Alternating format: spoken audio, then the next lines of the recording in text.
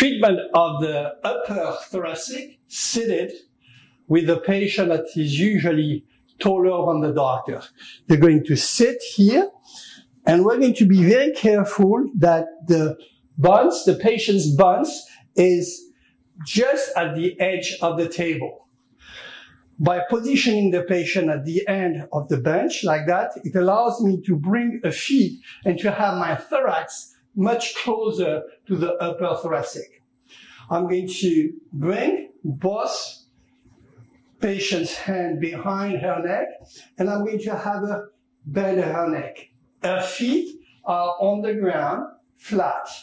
I will pass my two hands, lower myself, stuck my sternum here, and gently, segmentally extend the patient's arm, and I'm going to use my feet to raise off the ground.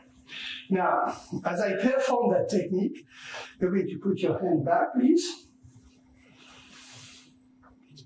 Notice that here, because I have a lot of traction, so I don't need really to have to ask her to squeeze her elbow together to increase the transverse traction. I don't need that, because basically I have better head and the traction is done, and there the segmental extension. So let me do that again. Patient has been seated on the edge of the table, both feet on the ground, her back is straight. Bring both hands behind her head or on her neck, and I'm going to slide behind the patient, just bend her head this way, lower myself, stuck my sternum, pull on the shoulder, create a segmental extension, ask her to breathe in, breathe out, and use my feet to straight up. Now, in these techniques, the arc of tension is created in the neck by the bending of the neck and the doctor maintaining the tension by gentle pressure.